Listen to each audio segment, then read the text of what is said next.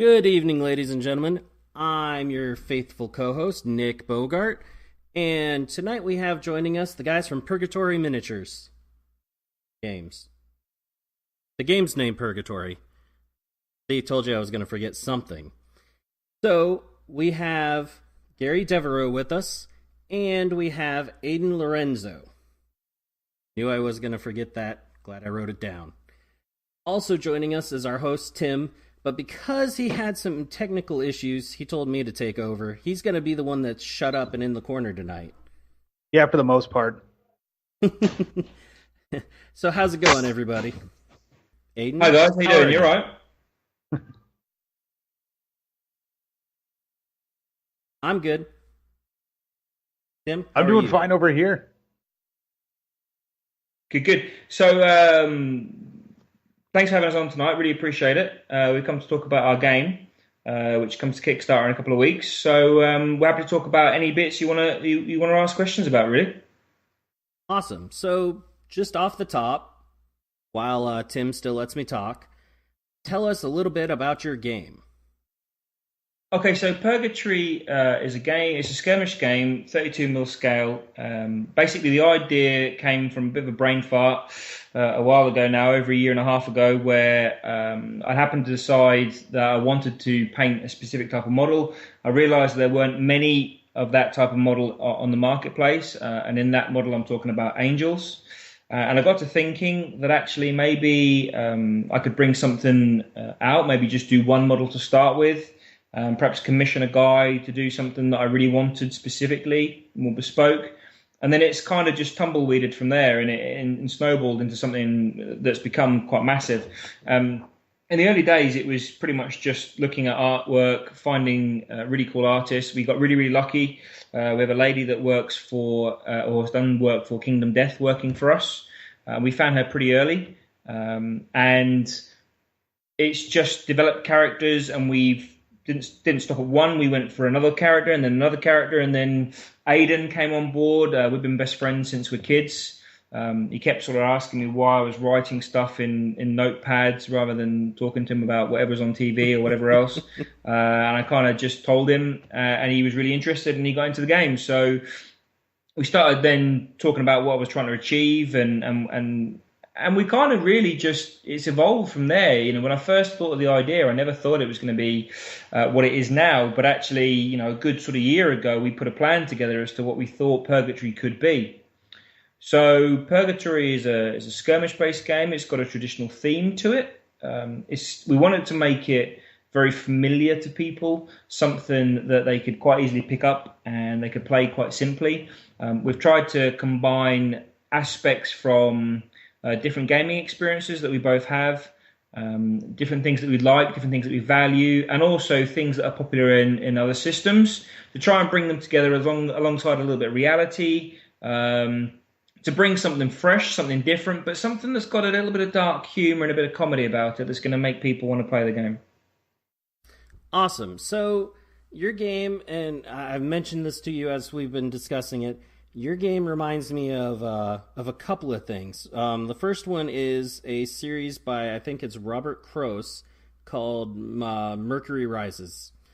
And, you know, it deals with an angel, dark humor, war on Earth that's, you know, been going between heaven and hell. And then it also reminds me of the Sandman Slim novels. I don't remember the author for that. In that it, you know, once again, you know, on Earth, heaven and hell, battling back and forth, and lots of, you know, kind of dark humor or just humor in general, because your game deals with heaven and hell. It's got angels fighting fallen angels and people getting caught up in the middle. Yeah, that's right. It's there's one thing that we try and do within the world of Purgatory, is we try and apply a spin on things that challenges what the norm is. So you pointed out there the heaven and hell. I can explain that in a little bit more detail. Basically, we do have heaven and hell, but we've given them a different kind of classification. The Purgatory is about basically angels fighting angels. We do have devils, we do have nightmares, and we do have things like that, but we haven't kind of got the pit versus the Holy Land kind of thing. Basically, what happened is that the gods, they were sort of childish. They bickered amongst themselves, and they always wanted to know who was the best one. And because you're a god, how do you prove you're better than another god? So eventually they come up with the idea that actually they could never decide. They needed to let other people do it for them. So they set up this thing called the Celestial Games. They got given a canvas, and they went and made whatever they liked. They made different races, different worlds, different galaxies, different realms, and then whatever spawned from that would be invited to the Celestial Games, and then the person that got, or the god, sorry, that got the most victories or the quickest to 101, he was deemed to be the best god because his creations were better than the other creations. And so Earth's the setting of Purgatory, just to give it a familiar theme, but and we've got so much rich work we can work with, or lots of flavor, but the Earth is part of the seventh realm, and Satan was part of, well, he was the commander-in-chief, if you know what I mean, of the seventh realm. And he was a pretty good guy as well. He was really passionate about it. He was really sort of on the ball. He tried to drag the realm up, but he'd failed, unfortunately. The gods sort of overlooked humans as being a bit rubbish and a bit crap, and not that great, and they couldn't learn a lot from them, and there were other races that were better. And basically he got a bit cross about it and said, well, if you don't want this realm, if you're gonna turn away, if you turn your light away from it, I'll be its god, I'll be its ruler. And then the big schism happened within heaven, where angel fought angel, and that's what kind of happened basically. And then basically Michael, the greatest of the archangels, he turned up and he had a scrap with Satan. I'm generalizing a little bit here, but they kicked the fallen angels out, the ones that rebelled, and they got cast out across the seventh realm, and some landed on Earth, some landed on other planets that form part of other phases of our game, and it's really quite important where they ended up and landed. And so the angels that landed on Earth, they went to hiding initially, and then they started manipulating humans to try and sort of get their own nefarious sort of schemes going. And a lot of the things that have happened throughout our past can be attributed to angels in our world, like wars or assassinations or certain events. And basically that's our way of sort of weaving them into our own, our own human history. So actually Purgatory is an age within the human sort of calendar, if that makes sense. To go back to the bit about hell is a classification. So the angels built a heaven as like a blast door to stop sort of the creations from the realms getting into the god's paradise, basically. So these guys were sort of like the protectors and the guardians, but also the sort of enforcers as well. But a hell is actually a heaven that's fallen from grace, where actually the realm has devolved, it's degenerated, they've fought amongst each other, they've destroyed their realm basically, and then now this heaven is classified as a hell because actually there's nothing worth saving beyond it. Awesome. That's actually a lot more information about it, and it sounds really interesting. So, thank you very much. And all written in notebooks until somebody yelled at you. So with that, how does the game play? Okay, so one of the things that we wanted to do with Purgatory is I think at some point we all have our roots in a particular game, whether it be Games Workshop, whether it be Malifaux or anything else like that, basically. And one of the things that we wanted to do was to try and bring back the good old tried and tested fun that is army writing. So basically, it's a skirmish game that plays on a 4x4 board, and you have your own faction. So you have a host that leads each faction, that's the angel, and then you have to have an apostle and a prophet within that. You can basically pick whoever you want. There are benefits to you picking the host that's aligned to a particular cohort. So for example, Erishkagel is the natural host for the Soul Train. So if you select all Soul Train members with that host, you get benefits and buffs. If you don't, you pay a mercenary cost, but you can pretty much have any character you want in the game.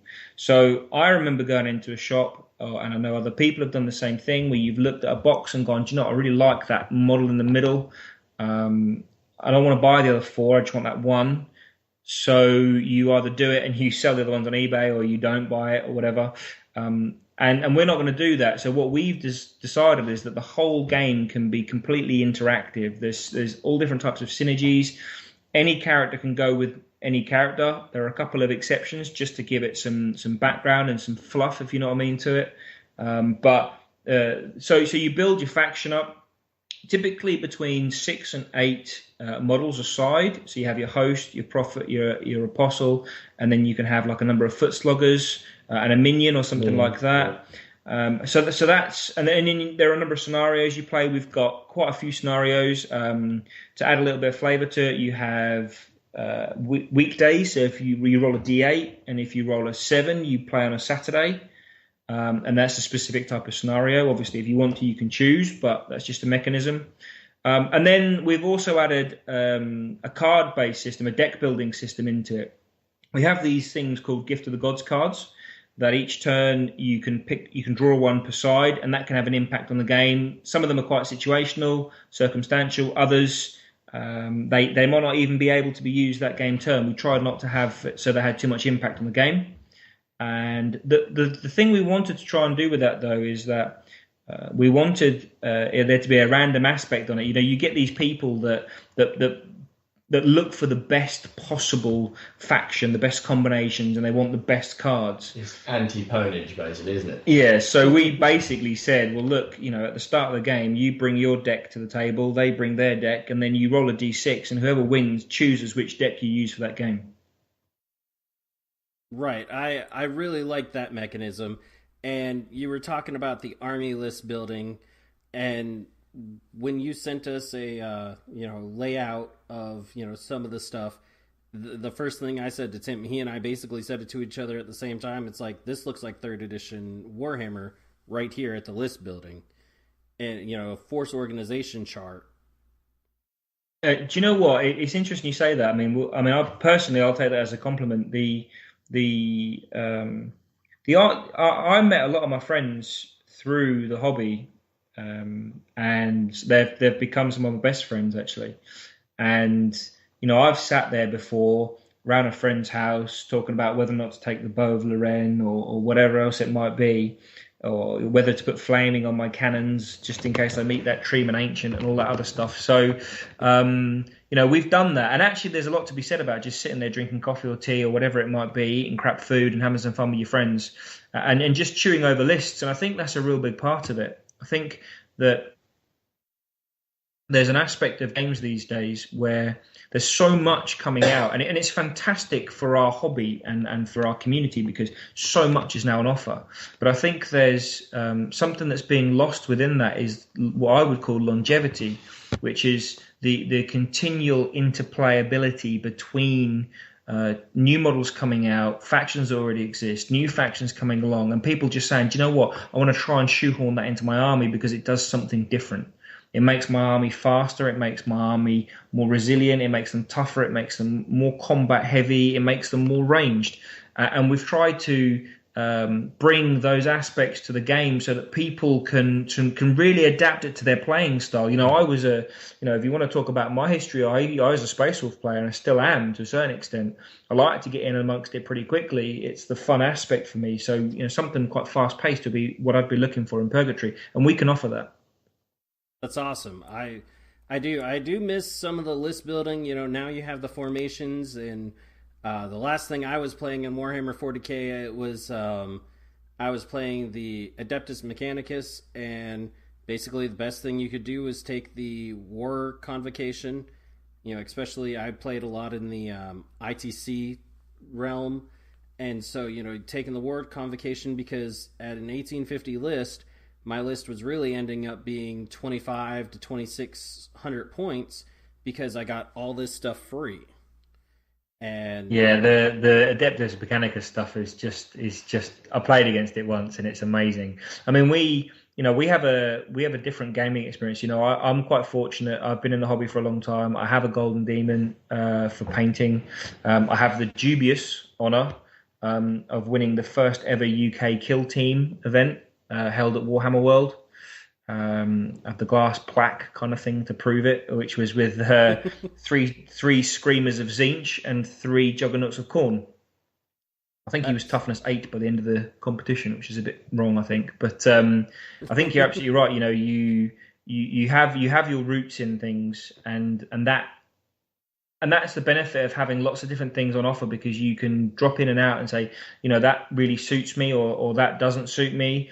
But I've seen that there's some standardization. I'm not sure if that's the right word, but I think it is, of trying to not force people, but sort of coerce people into taking specific lists, because actually that's the only one that really works for them. You know, the war convocation is really, really powerful, and actually it's that powerful that you'd immediately choose it above something else, for example.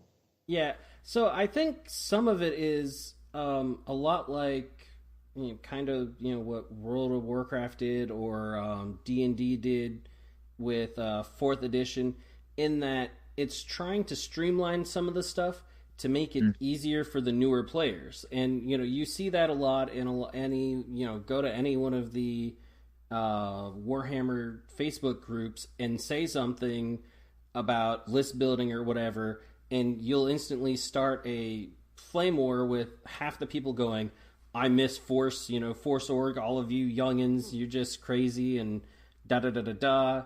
But in some ways, it was kind of nice, because even with, how it's grown now, you still had some leeway to customize and do stuff.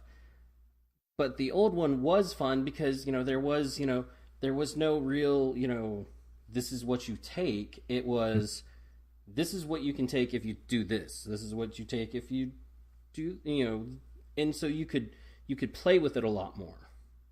But one of the best things I ever saw, I went to a grand tournament, and it was the year in which vampire counts and demons and dark elves were prominent at that time. They'd been released in quick succession, and everyone took demons because Tzeentch had so many power dice, and Khorne demons would just smash everything to bits, and Nurgle armies you just couldn't take down quick enough. And a lot of people took vampires on dragons and bits and pieces like that, and blood knights and whatnot. But this one guy and this is where the list building comes into it. This one guy just looked at everything in a different light, and he just said, do you know what I'm going to do? I'm going to have loads of assassins in my army, but I'm going to put them on Dark Riders, and I'm going to have them really, really fast and really mobile. And I know everyone's going to take vampires and everyone's going to take demons, so actually I'll give them these poison throwing stars that just kills demons and vampires really easily, and I'll win hands down. And he did. And that is to bring it back to your game, that is the fun with sitting down with list building, and being able to have the creativity to kind of do what you want. Yes, there's certain limitations. You have to take an HQ or something along those lines. There has to be one of these if you're taking this. But you can sit there, and like you said, you can have a cup of tea or coffee, or you can be sitting drinking a beer and going, hey, this is what I want to do. And it does bring a socialization, because even after the match you sit down and you look at your lists, or even as you're playing, and you go, wow, that is just super creative, and I hate you. Yeah, you get that. You sit there and you kind of say to your friend, did you just do that? That's disgusting. You need to go and have a word with yourself. Your mum needs to educate you again. And it's but it's that fun. When you start up a company like we are, you have to take a number of different things into consideration. You have to have good models, because people want good models. There's so many good models out there. You have to have a game that has, we believe you have to have a game that has longevity, it has playability, it has interactivity with your friends, with your opponent, and also with the models and the backgrounds. So there's already some sort of feuds and some relationships that already exist within our world that people can latch onto, and have their favorite characters for a particular storyline or whatever else like that. But we've also taken into consideration people that like cards. We've taken into consideration people that I ran a games club for a bit, and there's nothing more frustrating than being really up for playing a game and then like somebody takes a long time on a game. That's fine because everyone plays at different speeds, but you kind of sit around waiting. And so we decided at our additional expense to create these things called Sanban cards. And what they are is it's a kind of a triple triad game system from Final Fantasy. And it allow each character comes with one, so you can sit there and play a little tiny side game with your friends whilst you're waiting for other games to finish. That's interesting. So it's not something you play while you're playing, but if you're at a tournament and you're waiting, you can just play this other game. Exactly. That's right, yeah. And we've kind of like added a little bit of a boutique element to it by like 5% of the cards that go out have a different border. They have a limited edition, like a gold border to them. So if you really want to, you can play this little game with your friends for keeps. And try and win limited edition cards off other people or event only cards off people. And if we fund, the idea is that we're going to do little booster packs for people. And in those booster packs, you'll get things like free models every now and again, or a free poster, or a free download, or whatever else it is, alongside some more Sanban cards. So you can start collecting the set, and you can play these little games with your friends whilst you're waiting to play the real deal, the game itself. And so, does this little game tie into your main game, Purgatory? But there's no interaction between the two games at all. They don't affect you characters. Other than the characters. Yeah, so the characters in the games, you get this nice little relation that like a host, for example, is a powerful card. So you might want to play with a deck, a Sanban deck that's your particular faction, which means you've really customized your deck to play Sanban as well. So it gives you that that sense of it's mine, it's what I've created kind of thing. Right. So, I mean, that's kind of awesome that you have a mini game that's been created to go along, not directly tying into, but still features all of the stuff from your main game. That's right. Yeah. That's just cool. I like it. I like it a lot. Thank you. I mean, there's not a lot of other words to describe it other than that's just kind of cool. I have a mini game that I can play. Even if I can't play the actual game, maybe I can get a round or two in of this, and it still kind of keeps you immersed into the and the world. Exactly, and we've the world, definitely the world. We've thought long and hard about the world as well, and we don't mind admitting it. We're quite childish. I'm not sure if I'm allowed to swear on this podcast, so you can tell me whether I can or not. Of course you can. Yes. Cool. So one of our big sections within our rule book, because the rules are done, they've been play tested. We have a play testing group on Facebook, and we've taken everyone's comments into consideration. Obviously, there's more faction testing depending on what unlocks, but we have a section called Scary Shit. Nice. So rather than just psychology or something like that, or fear or other things, you're just scared of shit, and that's the kind of thing we've got. We've got a character called Moloch. If he gets hold of you, he'll just stuff you in his chest and burn you to death and incinerate you. He has a move called the clap. That all is scary shit. Yeah, that is scary shit. You're right. The clap is definitely scary shit. Scary. But it kind of makes you wonder. And the thing is, we talked about longevity earlier. We talked about the little side game. One of the things that we want to do is we want to create a community, and it's not for vanity, and I mean that sincerely. Again, I go back to the fact that I've met some really cool people through the hobby. But one of the things that we're going to do as part of our Kickstarter is one of the stretch goals actually is that if we stretch past a certain point, every single person that pledges over a certain value, and it's not a high value either, gets invited free of charge to the first ever Purgatory Grand Tournament Series. We're going to do 4 events in the UK, and they'll be at different points of the compass. And then people can come along, they can play the game, and then if you qualify, you'll go to the final. And we've already decided, we're thinking a long way ahead. We've already decided what the prizes would be for that. We're going to give people the opportunity to have a faction that absolutely nobody else has. They'll be the first people to get it.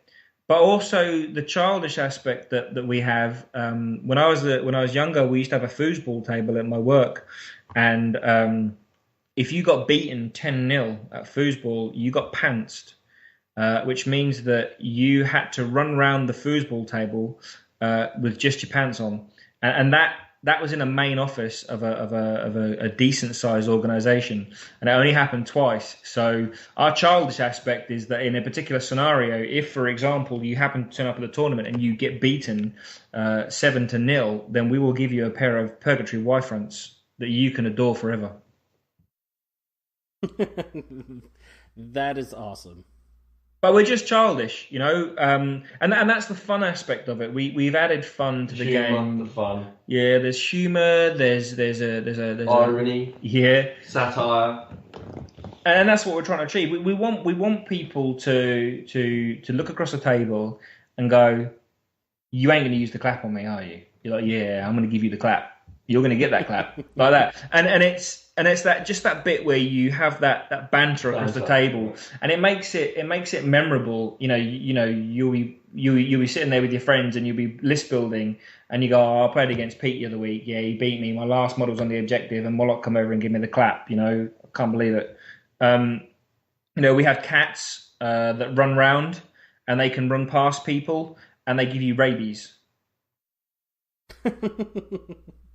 And that affects you in game. That reduces your defense down. So actually, it's a really, really, really useful mechanic because they kind of charge around the table. They're hard to get hold of, but at the same time, they're little cats that wear ties and trilbies because they're cool cats. So again, is that little bit of fun that we're throwing in there. So are the cats controlled by the players, or do they kind of have their own NPC phase? No, they're controlled by the players. Yeah, they're a minion for the Soul Train. Well, they're aligned to the Soul Train. They can be used by anybody. So, for example, the Soul Train 7 starting characters, you have Erish Gagel, who's the guardian of lost souls in the gates of hell, or the seven realms. Yeah. She's the host. She's the angel. And she's a fallen angel. So actually, our starter set doesn't actually have a good and a bad. It has two bad people.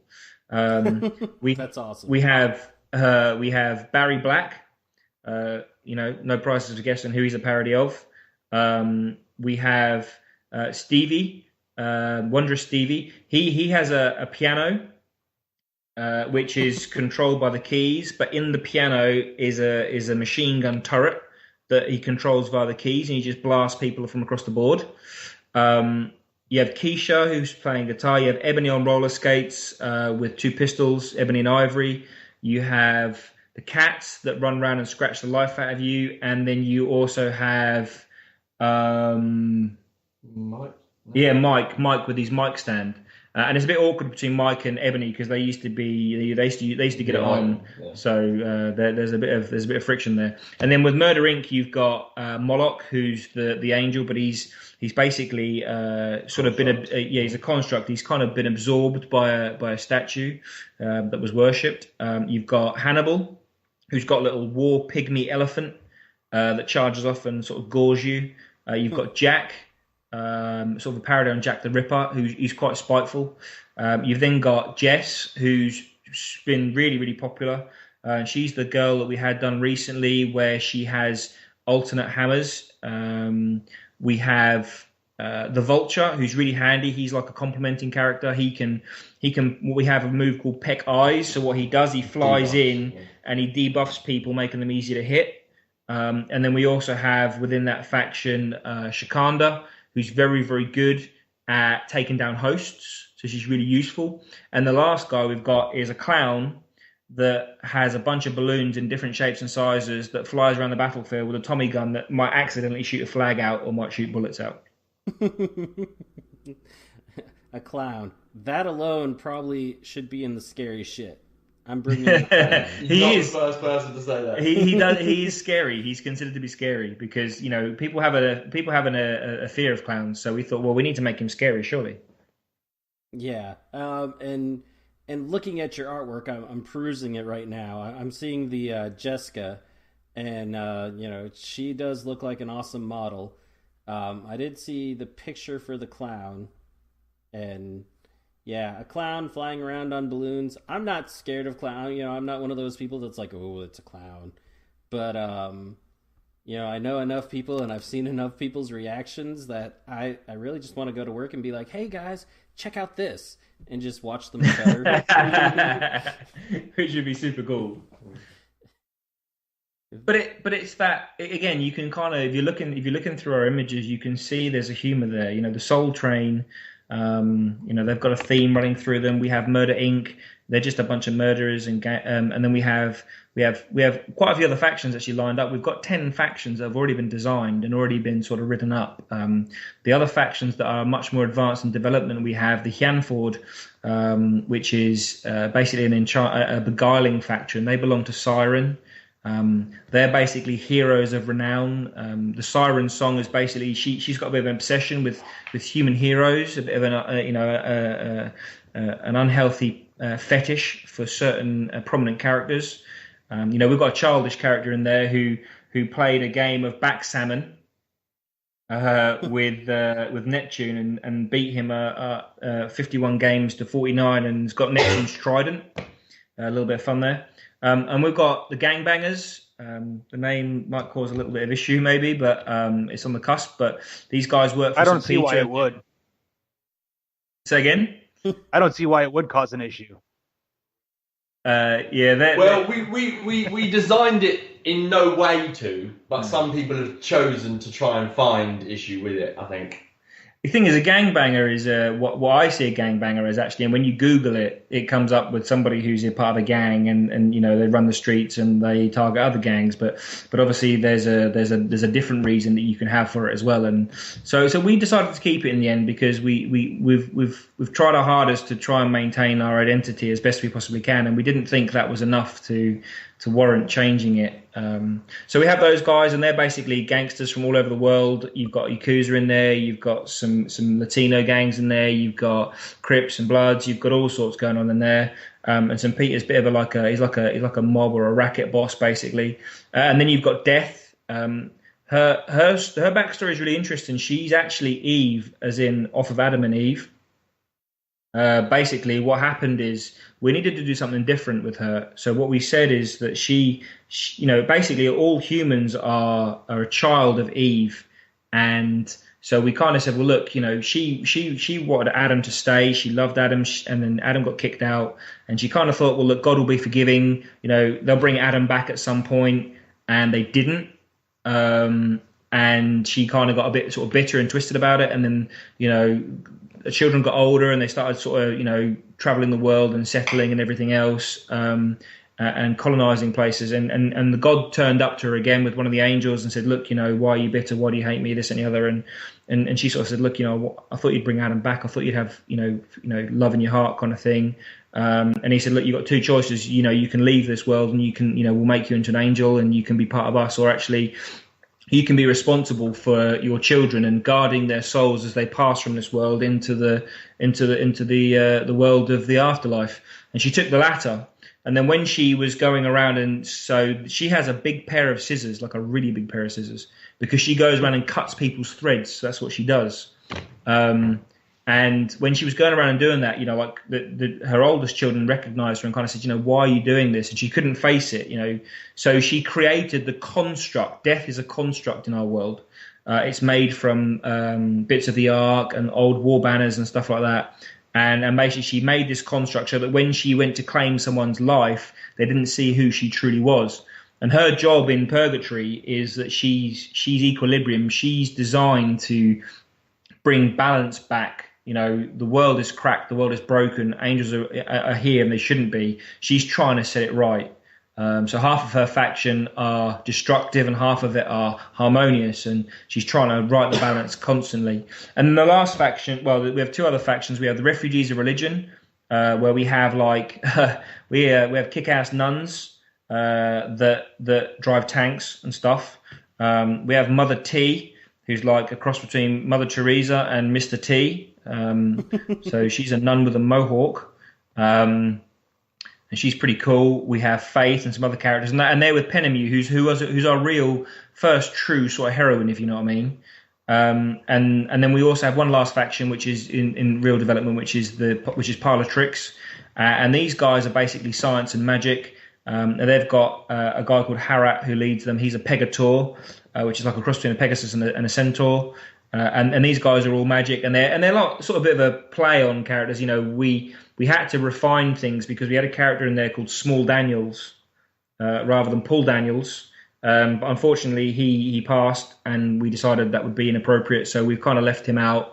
We might bring him back as a bit of a homage, but we've got people like Jen and Fella rather than Penn and Teller, and other stuff like that. So again, there's that humour and that familiarity that we're trying to bring to it.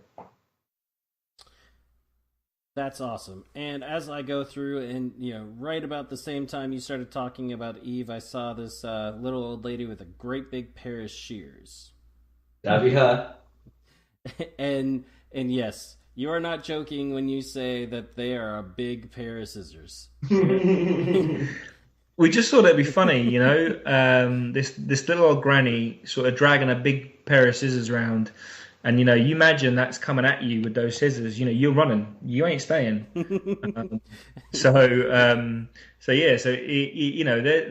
quirky. We challenge ourselves. So like. The best example I can give you off the top of my head, and we've used this example before, is St. Peter. St. Peter is this typical guy. He's got a really comfortable wooden chair. He sits outside the gates of heaven. He's got his lovely little quill. His beard that is better than anything a mod can do these days. He's got his quill. He's got his papyrus. He's scratching down your names as you enter heaven. That's the image you get. So we kind of said, okay, brilliant, that's great. What else do you see that kind of character in? Was like, well, nightclub bouncer. If your name's not on the list, you're not coming in. So we made St. Peter a nightclub bouncer. So he's got the suit, and he's got the little identification badge on his arm. He's got a baseball bat with the crown of thorns on it. Nice little touch. But he's also got his sandals and his beard. I'm looking at his model right now. And yes, that is awesome. You're not Thanks. coming through. He's good fun. So the models, but again, it's that's that aspect we're trying to bring. That we challenge we challenge anything that's the norm, anything that we think, okay, this is what you'd normally expect. So what can we do that makes that just that tiny bit different? And you know what? That's awesome. In the world of games today, I think it's we're entering, or we're in the middle of just a great phase, because you can do this and there's a market for it, and you can spread the word and people will love it. Not that people wouldn't have loved it 10 years ago, but it just wasn't as easy to introduce it to people. I think you're absolutely right. I think I use the term very loosely. I consider myself to be a geek. I am. I don't mean that in a derogatory term. But I think there are certain things. Back in the 90s, everyone watched Friends. These days, they watch Big Bang Theory. That's a big shift. And people get those jokes about Star Wars and about Comic-Con and cosplay, and they get all those jokes now. And actually, it's almost like geeking is considered to be like hyper socially acceptable right now. You've got gaming cafes appearing. You've got people playing board games. You've got exploding kittens. You've got I can never remember the name of it. That game where it's just proper close to the bone. That card game, Cards Against Humanity. Cards Against Humanity. Yeah. Yeah, you've got people playing that around the dinner table with a glass of wine after a 3-course meal. It's kind of like we're in this golden age. You're absolutely right. I actually did that exact thing with a family. It was a Christmas dinner one year, and we invited some friends over and whatnot, and they had never seen Cards Against Humanity, knew nothing about it. Their daughter was in the corner laughing her ass off as we introduced them to it, and it was great fun. I mean, they every time they showed up for a party after that, they're like, "Where's Cards Against Humanity?" I think it's just brilliant. The game is just all kinds of wrong. I remember my friend Paul, he introduced me to it, and once I got past I can't believe can't believe that's a combination. You just roll around the floor laughing. But it's good. It's harmless fun. You know, like going back to the Gangbangers, it's a name. It's harmless fun. It's not designed to offend anybody or anything else like that. We've noticed something in the industry though that whilst we're in a golden age, there's something creeping into it where I think people are being quite direct and quite vocal about the clothing that characters wear, the poses they're in, their attributes, if I be polite about it. And you know, there's this thing where, you know, we've had to answer questions, and I think, you know, day job, we're both professionals, and you know, we've answered these to the best of our ability, and actually we've had people say, no, they were good responses, you know, well done. But you know, people sort of saying to us, you know, why has, you know, this one guy, for example, and I no names, he just turned around and said, look, why is Erica Girl not wearing any clothes? And I was like, dude, you know, appreciate your feedback, thanks, but with the greatest deal of respect, she's the guardian of souls at the gates of hell. Hell's pretty warm. She's not going to be wearing a lot. And he was like, yeah, okay, that's great, but you could at least throw a cardie. And I was like, again, I appreciate you were saying, thanks very much, but we've already created a granny with a pair of scissors, with a cardie, and we didn't want to repeat ourselves. And we didn't get a response to that, but it's really difficult to try and maintain that balance. You know, we've got a really diverse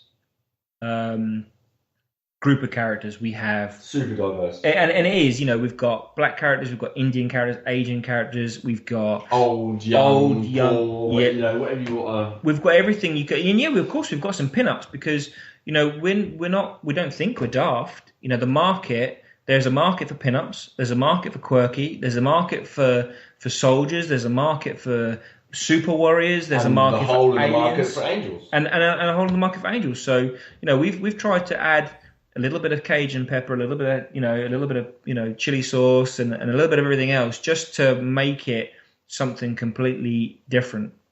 And you know what? I love that. You know, looking through, and I've, you know, as you guys are talking, I've just been scrolling through all the pictures you have, and there's lots of them, you know, different, you know, green stuff progress, or, you know, the you know, sculpting of the models, and, you know, looking at all of the different models. And you're right, there are some people that go, oh, why are you doing this, or why are you doing that with your models? I've even done it. The most recent one that I've been like, why would you do that, was with Infinity, with the female Foxtrot Ranger they released for US Ariadna. They've got all these great models. You know, there's a couple of the females that, you know, they're posed a little bit, but, you know, it's not enough to, but this one is just how she's standing, how, you know, it's like, why would you do that? You've completely sexualized a model that didn't need to be. You know, she was good on her own, or, you know, would have been fine just, you know, holding the shotgun and, you know, in a regular pose. But there's other games that it's like, you know what? I love that. Or, you know, I love how, you know, it's quirky, it's different, it's unique, it's, especially when you're talking about something that's a huge range of models, like you've talked about. You know, you've got them going from, you know, old people, you know, little girl granny carrying around a great big set of shears that's, you know, in a cardigan, to an angel that's not wearing clothes. They're an angel. They're not bothered. They don't care. I think you're right. I think the thing is, we had to set out a stall. You know, one of the things that we like to think that one thing that we have done is that we've demonstrated depth. We wanted people to know that we had thought about this. We weren't just two guys who just chucked two models out there and thought, knock up two factions and then that's all you were. Yeah, you know, we don't want people to just think, oh, that's it, well done. You know, we want people to see there's a world here. We want people to see the depth of characters. And so as a result of that, we kind of thought, well, we need to make lots of factions. Even if we don't fund, you know, we've got all these different characters that people can say, well, you know, these guys have created something much bigger than just a box with two factions in it. And I think, you know, you touched on Infinity there. Infinity are recognized as good models they have a style and a theme. And what's different in what they've done there is they've changed from, by the sound of things, they've changed from what is typically their theme, their feel, their style, to perhaps attract a different type of consumer. We've tried to do something different to that by saying, actually, our world has something of everything for everyone. Exactly, which means that we're not gonna go off on a complete different tangent. You know, we have a phase 2, and phase 2 is already well fleshed out. That's when you're going to start seeing devils. That's when you're going to start seeing nightmares and leviathans and stuff like that. You know, we've already, you know, there's a mechanism in our world. Basically, what happened in Purgatory is when the fallen angels landed, the world took a bit of a hit, and humans suffered from it.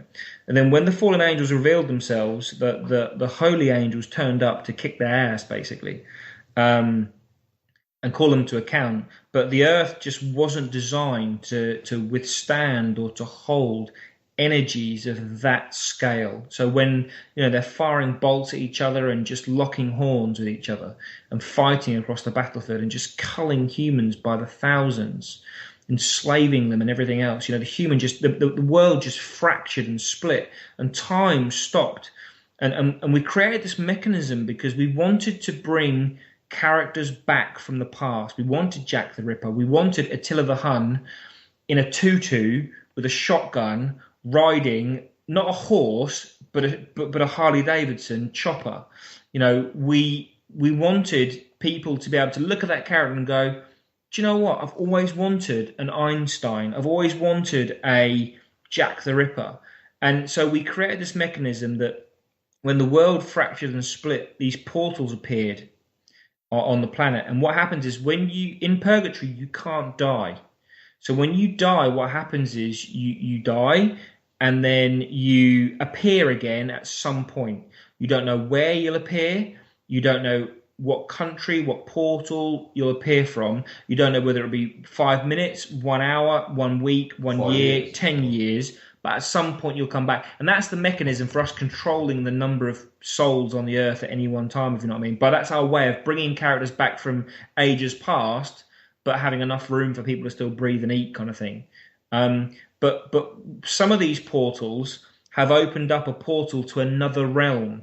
So we've given ourselves, again, talking about sort of future-proofing, longevity. We've allowed ourselves the opportunity to bring in a more alien species or a different technology or a different race of people alongside traditional themes like devils, nightmares, succubus, stuff like that. Because a devil in our world isn't an angel with bat wings rather than chicken wings. A devil is just a different type of being at a different stage in the evolutionary chain. Interesting. And I love it. I got to see the rules a little bit early. So, looking through the rules and how, some of the play is going to work, I like that aspect. I've loved what I've seen for the minis. The minis have been, popping up on Facebook. They've been popping up on my feed for a while. I was actually pretty, stoked when all of a sudden you went, "Hey, I want to come on your podcast." I was like, "Oh, hey, I was looking for whoever was in charge of this, anyways." It was, good. That's great to hear. We've seen you guys pop up in all sorts of places, and you've obviously got a great deal of popularity, and some of the comments and feedback you get is excellent. So it's great for you to have us on your show. We really appreciate you taking the time out. And it's interesting that you say that you've been having that sort of slow trickle exposure, because certainly recently we've been getting a few real sort of people popping up who we haven't seen around on our social media or as customers before, and saying, "Oh, I've been seeing this for a long time. I've been aware of this. I've been watching." So it's good to know. Yeah. It's been months. It's probably been since January, February timeframe, or it feels like it.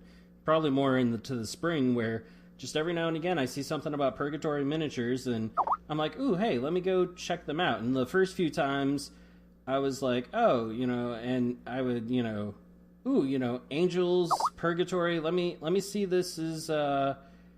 see what this is. And then I'd see, go into Kickstarter in October, and I'm like, okay, you know what, I'll push off. And then I started going, and then, looked at it more. It was kind of during a big Kickstarter kick. I may have a problem. But we don't like to talk about that. It's great to hear that. When you set your Kickstarter up, there are companies out there that they know they're going to fund, and that's great for them. And every single company that funds is excellent for the community and for the I suppose it's an industry now, really, But hearing people getting wind of what we're up to that don't necessarily interact with us, we've got 7 models that are for general sale. Erish Kagel, for example, she sold out twice over. Which is fantastic for us, and it's really humbling, actually. We pick up orders. They come through during the week, and people pick models up, and it's great. You know what? It's definitely when you see a new name. Oh, you're cutting in and out now. All of a sudden. Oh, sorry. Yeah, so it's kind of great when you get different stuff come along. It is. And so one of the things I saw it pop up on your timeline, and Beast of War featured it real quick, and that is your starter box, or kind of a picture of it, to include just the artwork for the box. You know what? A box cover grabs me. There's no doubt about it. I look at, I'm a visual person. I like it when something is just like, that looks awesome. And yeah, thank you. We thought long and hard about this. We actually changed box covers. We had one ready, and we put ourselves under a lot of pressure actually as a result. We had what is the cover of the rule book was going to be the cover of the box, and people liked it. We listened to people. We're very active on social medias, interacting with all of our customers and our community that we build. Yeah, absolutely. And we listen to people, and they said, look, your box is nice, but are you worried that people might look past it? Does it grab them? Does it do what it does? And then we said, you know what? And Aiden come up with a great idea, and we said, okay, let's explore it. And we have this tremendous artist in Lorinda. She is off the chart, and she done this for us real quick, and what she's produced is just nothing short of remarkable. We're absolutely thrilled with it. So Tim's having some issues, so he's been messaging me. For one, he says the clown is his favorite model. That's great. He's not the only person that said that. No, it's not surprising. Tim likes weird, creepy things like that. But then he also, had a snarky note that, when I said the box, it grabbed me and interested me, it this and that, he said, well, that's what a box cover is supposed to do. And, that's very much a, no duh, but that doesn't mean people do it right. That's really good to hear that you think we have. Yeah, it feels like the game.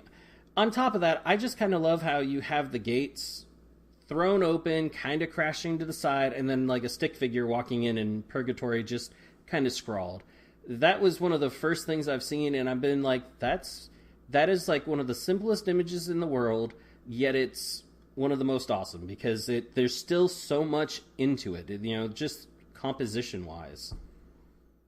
You know what? You haven't got a camera, but we've just both slouched into our chairs, because when we created the Purgatory logo, we made a conscious decision to make something that was simple, fun, but in no uncertain terms alluded to exactly what it's supposed to be.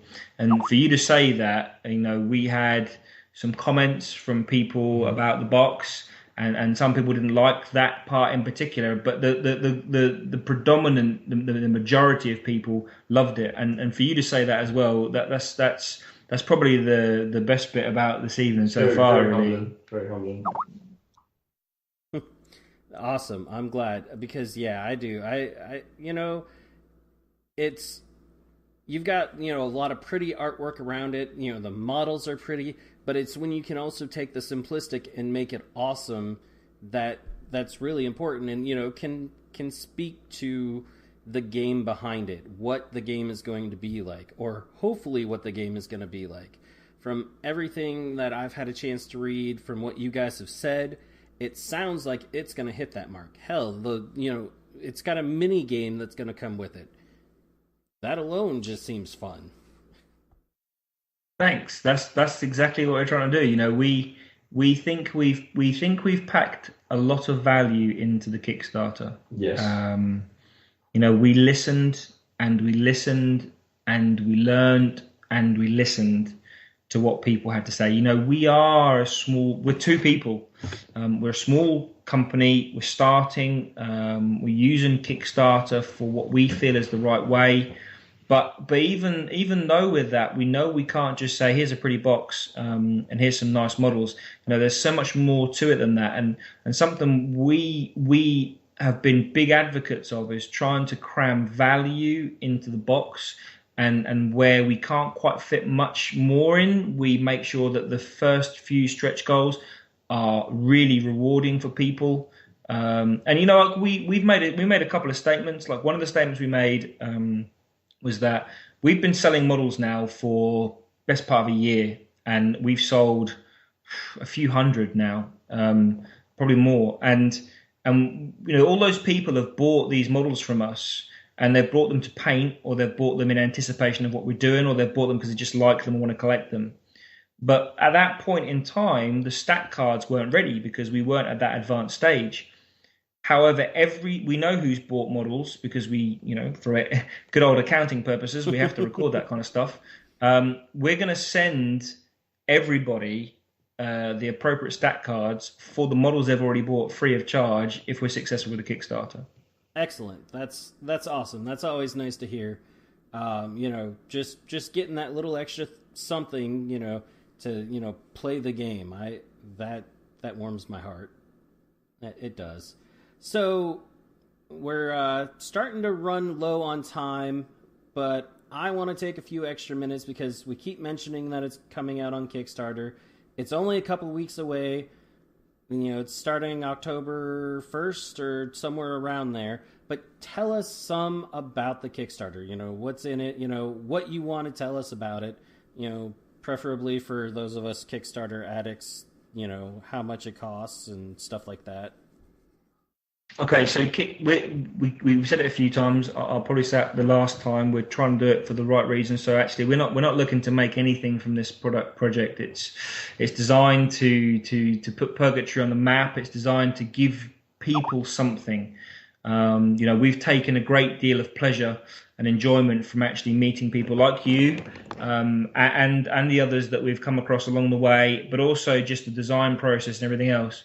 We've tried to break the Kickstarter down into what people find valuable. We've tried to take into consideration as well the different types of groups that you've got. You have gamers, you have board gamers, you have skirmish gamers, you have painters, and you have collectors. So we start the Kickstarter itself. We need 10.5K to fund. This was higher, and we've made a decision to put some personal investment into it again to try and reduce that funding target down because we want people to realize this. We want people that have been following us for a long time now and supporting us along the way to actually be rewarded with something at the end of it. So we kind of start with the traditional stuff where you get like a digital download. And then there's the opportunity for the painters now, or those people that just want to model because, they might be playing Frostgrove or something like that where they want to just pick a model up and go, that fits nicely into another warband. So we have like a pick one model from a defined list for like £10.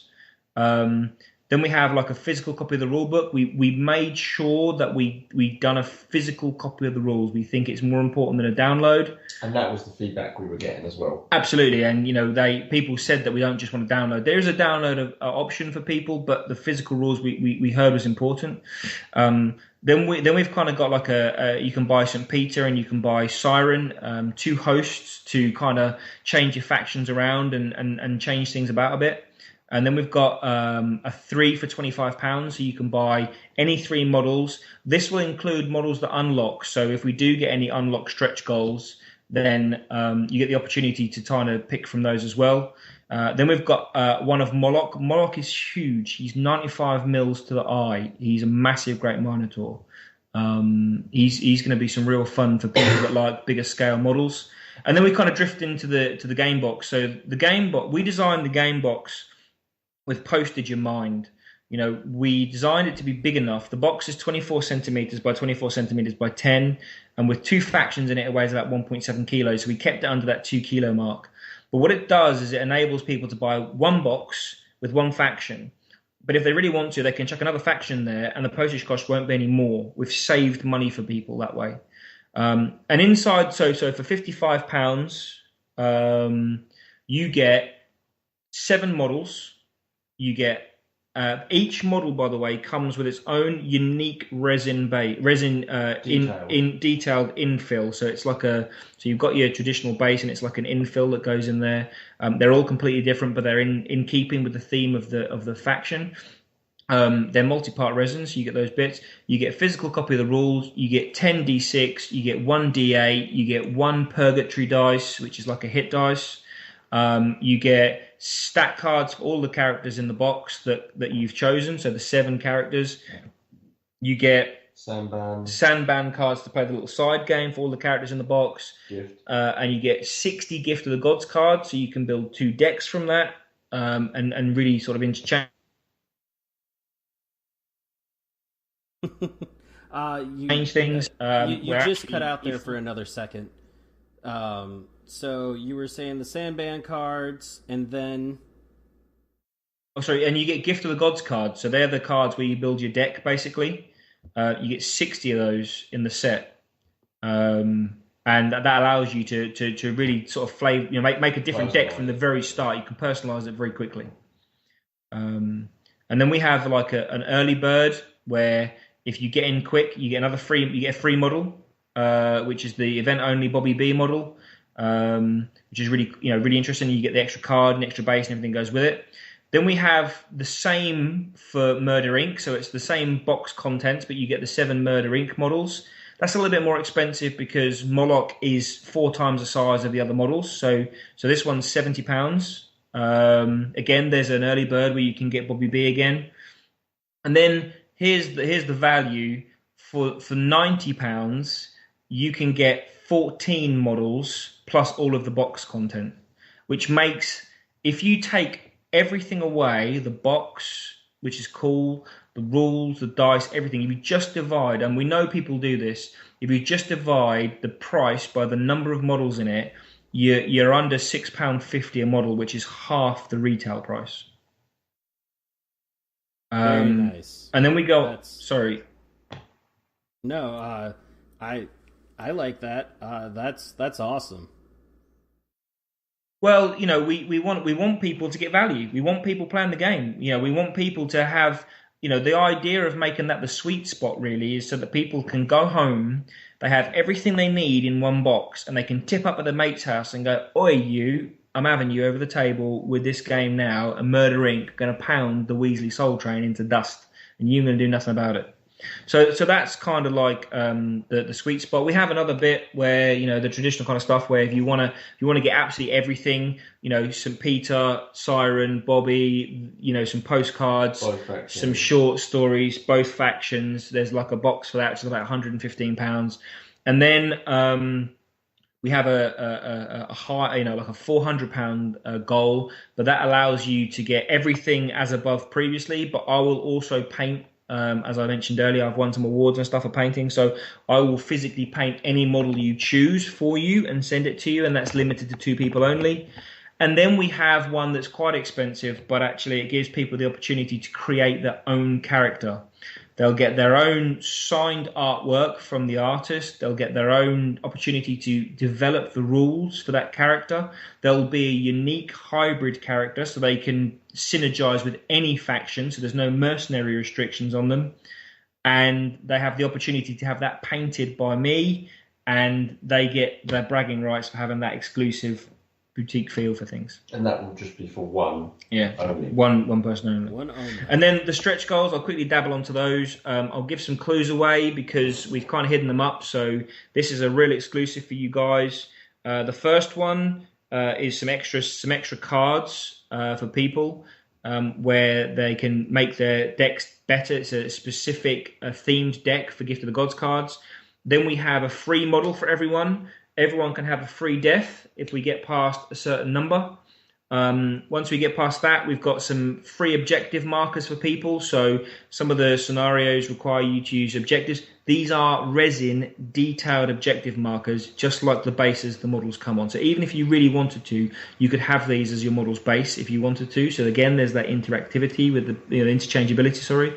And then we start unlocking factions. We've got some extra characters that have already been developed for the two factions we've talked about. So you can unlock those and choose a new faction. So you can start personalizing your faction already. And then we start bringing more factions into it. And then we bring towards the sort of 40k mark, we bring in the Apocalypse. These guys are nuts.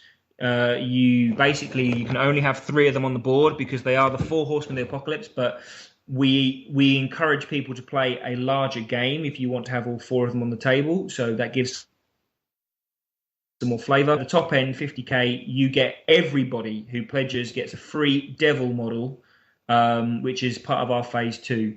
We're stopping at 50k, and I just want to touch on this really briefly before I stop. We want to deliver this project. Personally, my job day to day is I write multi-million-pound contracts, and delivery is everything, and service is absolute key. We don't want to let people down. We want people to get this. And one of the things that we've learned is that just adding stretch goals for the sake of it, all that does is means that you're adding more to make it more difficult. We don't want to do that. We want people to guarantee what they're getting.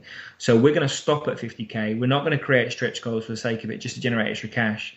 We want people to guarantee what they're getting. And we know we've got the infrastructure to deliver that because we have 4 sculptors already.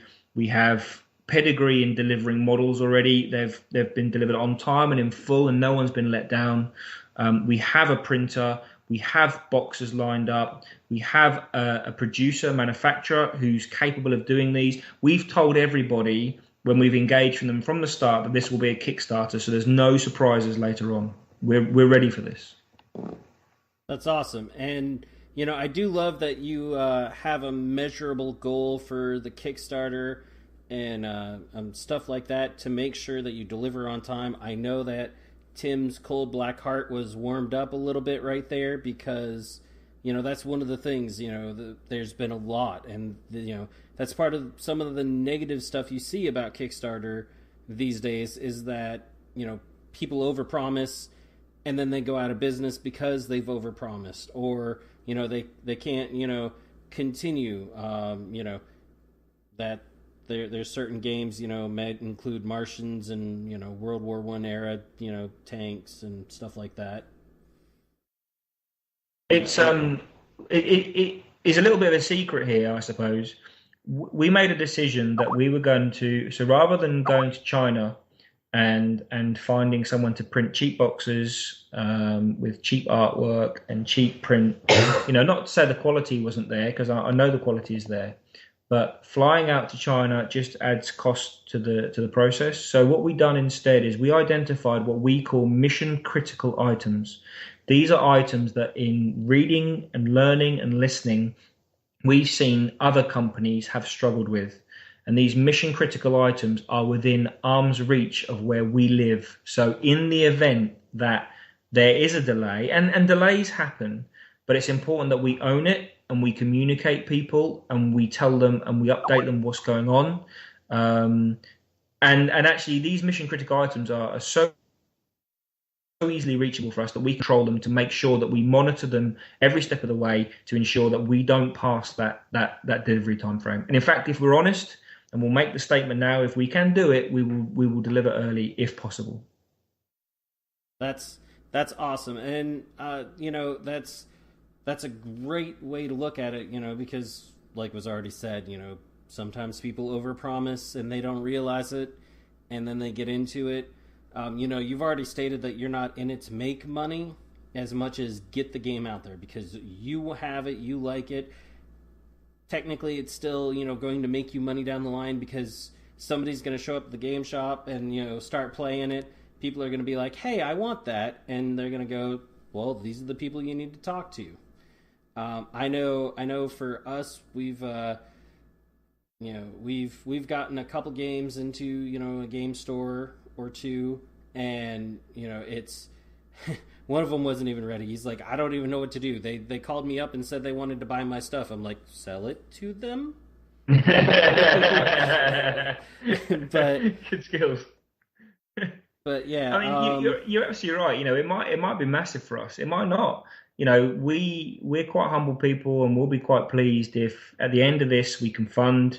We know how many people we need to back us at certain levels. We hope we have that following. We have a following of 1,500 or more people on Facebook, which we think is quite good for a year. And we're hoping that even like 10% of that will see us over the line. And then the end of it, we can sort of sit back and look on the shelf and something that we've developed, rules that we've written, and just the thought of people playing. Just the thought of somebody giving the clap to someone else on our behalf warms the heart. That's awesome. Sorry, a bit of a puerile end to that. I apologize. No, I loved it. Actually, when you were talking about, bringing the box over and saying that I'm going to, bend you over the table or something along those lines, I had to, keep from making too many comments myself. But all right, gentlemen, it is now getting long. Tim's saying that he's tired or something like that. I don't know. He says he's got some echo feedback loop going on. I think he just, didn't feel like chatting dick. We are at 1:30 a.m. Yeah, we're so we are also tired. And yes, UK we're time, ready. it's We're nice ready and for late. it. So I appreciate you guys coming on. It's been fun. It's been great hearing more about the game.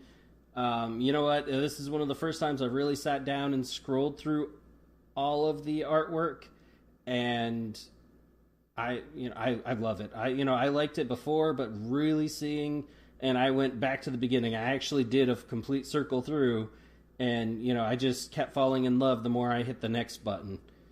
So I appreciate you guys coming on. You're going to Kickstarter in October. Can you tell people where else they can find you? Sure. We go to Kickstarter on the 10th of October. It goes live. You can find us on Facebook at www.facebook.com/Purgatory Miniatures. We have Twitter, which is at Purgatory Minis. And we have a website, which is www.purgatory-miniatures.co.uk. Or you can just shout us a message at purgatoryinquiries@gmail.com, and we're always open to hearing from you guys. Right. We have one last thing, I suppose. One of the things that we've done is we've tried to give people that have backed us before the Kickstarter something back. We're having one last event this weekend where we will give people the opportunity to get a code that gives them some really, really tricky and unique Gift of the Gods cards for absolute free if they back us with any purchase of any model leading up to the Kickstarter. So if you do and you're listening, come and have a look at us and see what you think. That's awesome. Yeah, go have a look. Go check them out. Go like their Facebook page, because this game just seems a whole lot of fun. All right, so Gary and Aiden, I appreciate you coming on, and that's it. Have a good day, folks. Thanks for having us. Thanks for listening to another episode of Skirmish Supremacy. To see more of the antics that Nick and I do, you can check us out on Facebook at Skirmish Supremacy. We also have Twitter, which we can be reached at Skirmish Supreme, because apparently Skirmish Supremacy does not fit in Twitter. And if you want to email us directly, you can reach us at tim@skirmishsupremacy.com or nick@skirmishsupremacy.com. Thanks for listening.